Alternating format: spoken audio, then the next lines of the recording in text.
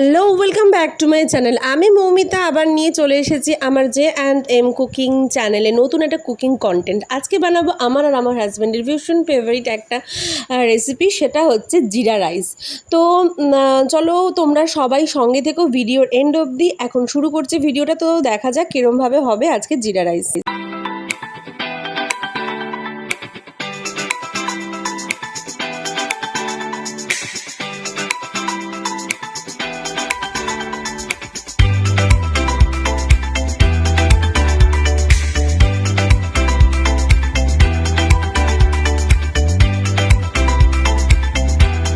যে কোনো রাইস বানাতে গেলে না চালটা একটু ভালো করে সোক করে রাখা প্রচণ্ড দরকার। তো আমিও এখানে মিনিমাম আধা ঘন্টা মতো এটাকে ভিজিয়ে রেখেছিলাম।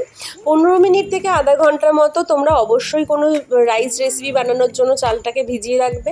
তারপরে আমি এটাকে সেদ্ধ করে নিয়েছি। দেখো আমি এখানে 95 to 98% মতো সেদ্ধ করে নিয়েছি। এরপর আমি এখানে নিয়ে নিয়েছি হচ্ছে একটা কড়াই, তার মধ্যে নিয়ে নিচ্ছি 1 টেবিল স্পুন মতো সাদা তেল। তারপরে নিচ্ছি এর মধ্যে 1 টেবিল স্পুন মতো দেশি ঘি, বাড়িতে বানানো দেশি ঘি। যদি তার রেসিপি লাগে সেটা আমি ডেসক্রিপশন বক্সে দিয়ে দেবো। এবার দিলাম তেজপাতা, সাদা জিরে, গোটা জিরে, আর দিচ্ছি জিরে গুঁড়ো। জিরে গুঁড়োটা তোমরা স্কিপ করতে পারো, কিন্তু আমার মনে হয় জিরা রাইস খেতে গেলে জিরের গন্ধটা একটু ঠিক মতো না হলে ঠিক ভালো লাগে না।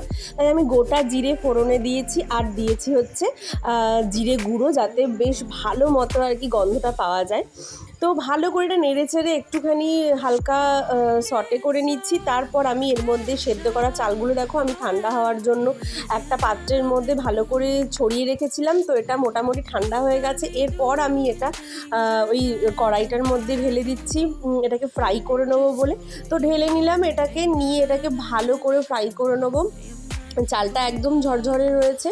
তো ভালো করে এবার সমস্ত মশলার সাথে মিশিয়ে নেব, যেটা আমি অলরেডি কড়াইতে করে রেখেছিলাম।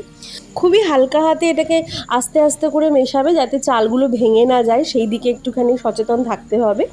হালকা হালকাভাবে এটাকে ভালো করে ফ্রাই করে নেবে, আর গ্যাসের ফ্লেমটা এই সময় হাইতে রাখাই ভালো।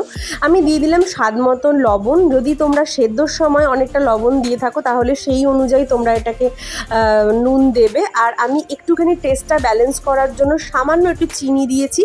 দিয়ে আমি আবারও এটাকে ভালো করে মিশিয়ে নিচ্ছি। ভালোভাবে মিশিয়ে নেবে তোমরা, কিন্তু দেখবে যাতে এটা ভেঙে না যায় কোনোভাবে চালটা।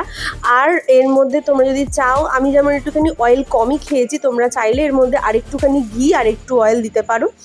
এটা আমার একদম রেডি হয়ে গেছে। আমি নামানোর আগে এর মধ্যে দিলাম গোলমরিচের গুঁড়ো।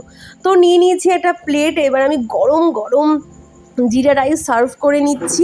আমার ভীষণ ভালো লাগে খেতে। তোমরা যদি জিরের গন্ধটা খুব একটা বেশি পছন্দ না করো, তাহলে ঘি আর সাদা তেল দিয়ে অল্প একটু জিরে ফোড়ন দিয়ে এটাকে সটে করে নিতে পারো, তাহলেও তোমাদের খুব ভালো লাগবে আশা করছি। এটা আমি কিন্তু সেই মালাই কোফতার সাথে খেয়েছিলাম, যার রেসিপিটা আমি ডেসক্রিপশন বক্সে দিয়ে দেবো। সাথে ঘিয়ের রেসিপিটাও আমি ডেসক্রিপশন বক্সে দিয়ে দেবো। তোমরা জানিও যে জিরা রাইসের ভিডিওটা তোমাদের কেমন লাগলো, আর ঠিক এইভাবে করে আমাদেরকে বলো যে কেমন হয়েছে। কখনো কখনো ঘিয়ের বদলে এখানে বাটারও ইউজ করা যায়, সেটা তোমাদের মানে নিজেদের ওপর নির্ভর করে। আমি ঘি দিয়ে বানিয়েছি, কিন্তু বাটার দিয়েও ভীষণ ভালো লাগে।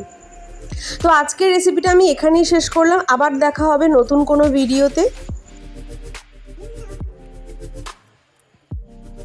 আর যারা এখনও অবধি আমার চ্যানেলটা সাবস্ক্রাইব করোনি তাদেরকে বলে রাখি, আমার চ্যানেলটা সাবস্ক্রাইব করতে কিন্তু ভিডিও দেখতে দেখতে একদম ভুললে চলবে না।